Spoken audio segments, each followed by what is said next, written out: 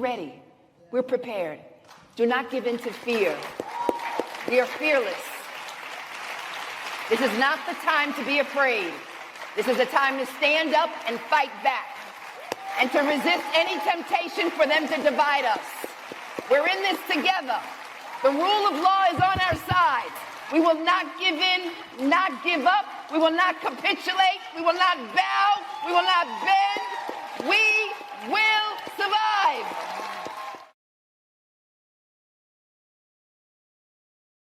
Or you can look at the big picture and recognize that what's happening here might be quite important, particularly in the national security sphere.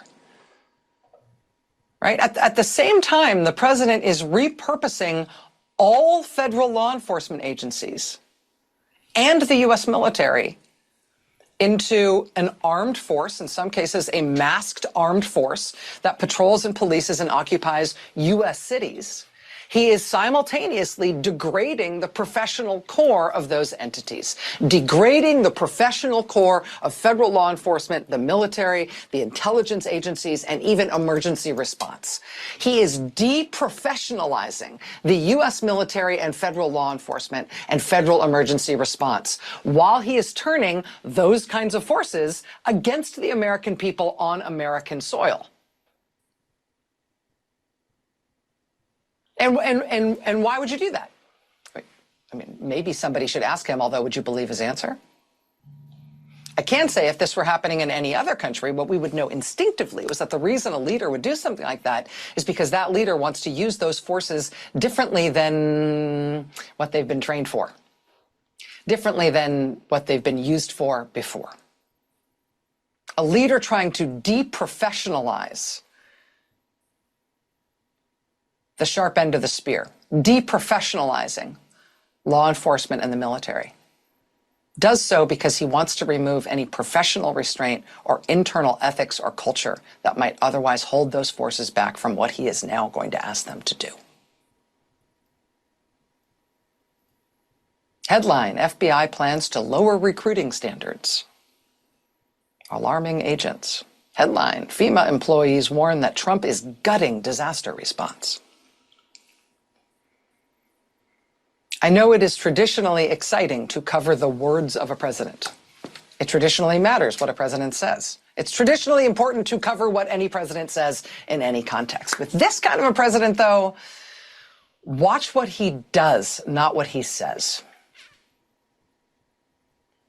As I mentioned at the top, tonight, just as we got on the air, he has now purported to fire a member of the Federal Reserve Board of Governors, Lisa Cook, even though he does not appear to have the legal authority to do so. If he indeed blows through the law to seize control of the Federal Reserve, in a fundamental way, we are already no longer the kind of country we have always otherwise been. Welcome back. Hottest show in the galaxy. We all live here. We're all on this ball together, particularly those of us who call ourselves American and have an American passport and birth certificate. What is your responsibility and role to do something, and what does that something look like? I have some very distinct views, but I love talking to people who are out there actually doing things. You may know him from the basketball courts. I know him as an activist. He has been in the fight for as long as I've known him, and it has been beautiful to see. As a matter of fact, our athletes have stood up when very few people have, because they can. They can, and some big shoulders, and I love this. Author of Police Brutality and White Supremacy, The Fight Against American Traditions. Let me welcome to the show activist Etan Thomas. Hello. How you doing? How you doing? Thanks for having me. Thanks for coming. Thanks for coming. We are in waters we haven't swam in or swum in. What are you telling your children? Oh, wow. So there's so many different things. You know, I live here in the DMV. I live in Maryland.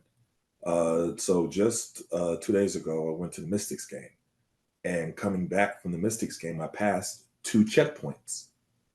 It's a different world right now.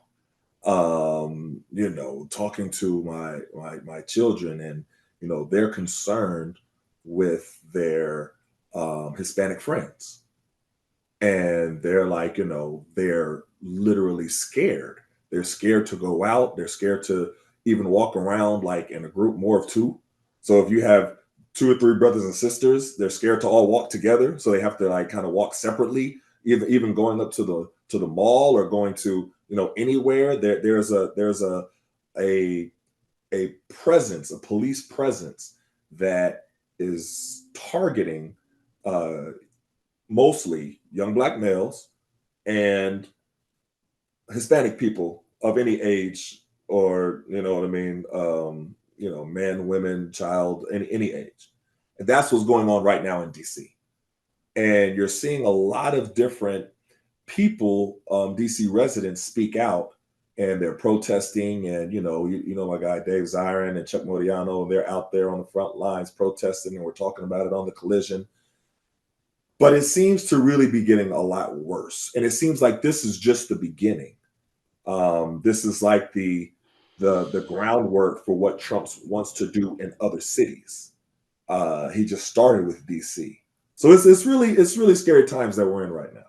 Well, he started with LA, and then that it started in LA, right. It didn't catch the way he thought it could, and then they got a governor that's not, DC doesn't have a governor. DC's not a state, so and DC's under his purview, so he's getting to do some things. And they always do these trial balloons, right? So, I'm not scared, because I think this energy can't sustain itself. It's going to burn out and it's going to implode at some point. But before it does, those last days of Nazi Germany were when the human carnage was at its greatest, after they had already lost.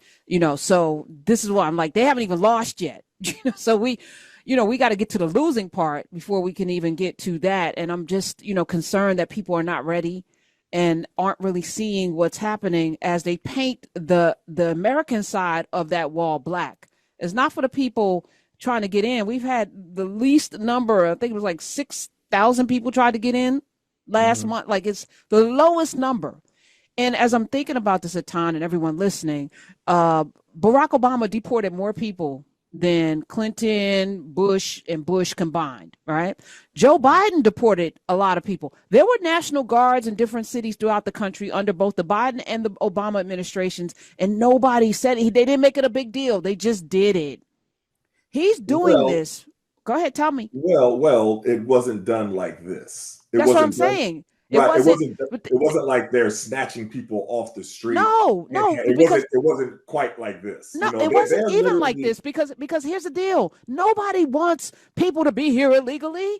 But if you really cared about it being illegal, why are you snatching people up at the immigration office? At the immigration office, right? So that tells you, but they're only snatching up certain people at the immigration office. The number of illegal white people from white countries, from white European countries, is a statistic that nobody discusses, because it's not on the radar. They're not getting snatched up. They're not the issue. They're not the ones that they're on TV every night saying beware of these people. They're not even a mention, right? So the people who they are specifically targeting, many of us were thinking, oh, it is just Hispanic people. No. So now they're targeting Haitians.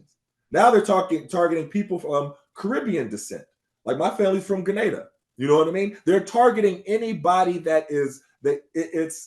And it's so interesting, because you see the different people who are thinking in their mind that they've assimilated into society because they have paler skin. And I'm talking about the Cubans. I'm talking about definitely the Cubans in Florida. Very specific people who I'm talking about. And you hear them and see them throughout the elections, and I'm saying, I'm generalizing, of course it's not all of them, but there's a large amount that were really out there for Trump, you know what I mean? Like, really tough. And then the tables, switched on them, and it's like, okay, you think you're safe, even if your parents are not legal, then you're not legal either. And he changed the rules on them, and now they're like, wait a minute, you know what I mean? We've been here all this time. What do you mean that we could be deported? And now you're seeing people regret that they supported Trump, but now it's too late. You had already supported him. He's already in there now. You know what I mean? So it's tough for me to see all the people who are having the regret and are saying, oh, we didn't know. How did you not know? He said what he was going to do, and he's doing it. You just didn't think that it was going to affect you personally. Not that you didn't know, because he said it. You just didn't think you was going to be affected by it. And that's the problem for me. Not gonna lie. So what do we do? Because I let off the show talking about what I don't talk about every day, because it's just like, what, and then what, and then what, and who's coming, I can only do what I can do, but I do think the way forward is for the very community that didn't stand up, all of the people who sat home. It's your time now. You might have to take some accountability. It's okay. It's going to be a lot less painful than what's coming if you continue along the folded arm route of like, well, I'm gonna stand by my decision. No, your decision was wrong. Admit it. Be a person. Stand up. Be a human being, and let's go. Agreed. Are you optimistic, Etan, that people have the capacity to do for themselves what needs to be done in this time? I'm optimistic when I see the number of people who are protesting, especially the non-black and brown people who are out protesting. That does, provide a little bit of optimism. But I can't stress enough how important these midterm elections are. I mean, I just interviewed on my show Captain Sonia Pruitt, who was the former Montgomery County, the first black woman to be a captain in Montgomery County. She's retired now. And I interviewed Harry Dunn. He was a Capitol police officer. And so we talked about all of this in detail. And one of the things that Harry Dunn really stressed was that if we are going to allow Trump and his regime, he kept calling it a regime. He's like, I don't call it administration. I call it a regime. And he said, if we're going to allow the Trump regime to just roll over on us, then they're going to continue to roll over on us. There's a lot of things that he's trying to implement that he cannot do. But if nobody says anything, he's going to just push it through. But people have to continuously say, wait a minute, you can't do that. You don't have the authority to do that. And then he backs off. So a perfect example of that is right here in DC. For a long time, there was all of this uproar and panic about all of these people losing their jobs. Because, here in Maryland, a lot of the people, they are federal employees. You know what I mean? Correct. And so everybody was completely scared. And then, there's this movement like, wait a minute, he can't do that. So you started hearing that more and more, and people saying, wait, and then he just kind of backed off of it. But if nobody says anything, he's going to push everything through. There's so much that and Trump is not, I'm going to say, he's not as stupid as we think he is, but he wants to get away with anything he can get away with. And if we allow him to get away with it, he will get away with it.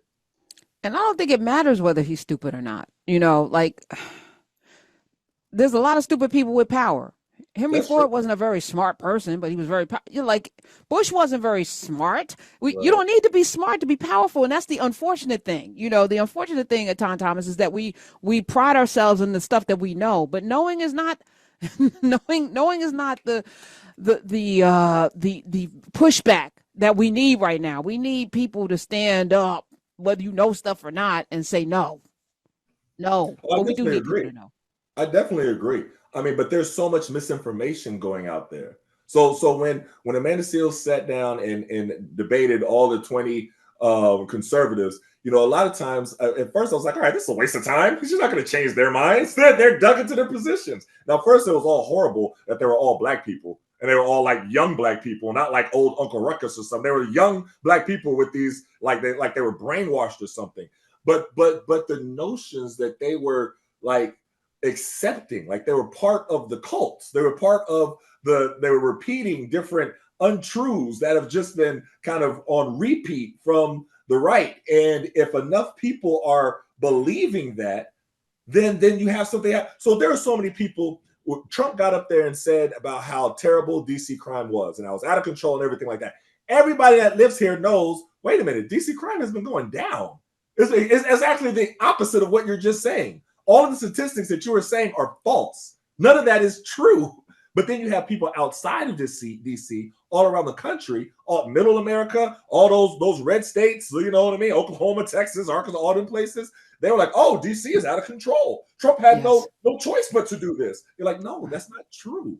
So in some ways, you do have to be able to have people that push back and say what he is saying is not true. And they have to keep saying it every single time he says something that's not true, because he just continues it. And that's what he bases his actions on, you know what I mean, on this premise that he just makes up. And we know that that's part of the thing, because forever it was Chicago. Yes. Forever it was Chicago. Chicago was never in the top 10 when they were saying it. Right. Anchorage, Alaska was in the top 10. They never talked about Anchorage, Alaska. And to your point, there are 500,000 illegal immigrants from Europe in this country. 500,000 illegal immigrants right now in this country. Illegal immigrants. They're not being shipped off to Uganda and Rwanda and El Salvador. No, they're not even being bothered. Matter of fact, they're shipping in people from South Africa. Yeah. And where are they living? And whose houses are they taking? Like, it's really not a good place that we're in right now. Etan Thomas is here. We're going to talk more with him. The Collision Sports and Politics is what he's on. He's got a podcast every week with Dave Zern and our buddy Chuck Modiano, who is literally out in the streets, putting his body on the line, fighting the good fight, which we need more of every Thursday. They do their thing. And is it every Thursday or is it every day? When are you guys? It's Thursday. We're doing it a little bit more often. Put it on you because there's so much to cover. We can't cover it all on just Thursday, but yeah, it's every Thursday. We're ready. We're prepared. Do not give in to fear. We are fearless. This is not the time to be afraid. This is a time to stand up and fight back and to resist any temptation for them to divide us. We're in this together. The rule of law is on our side.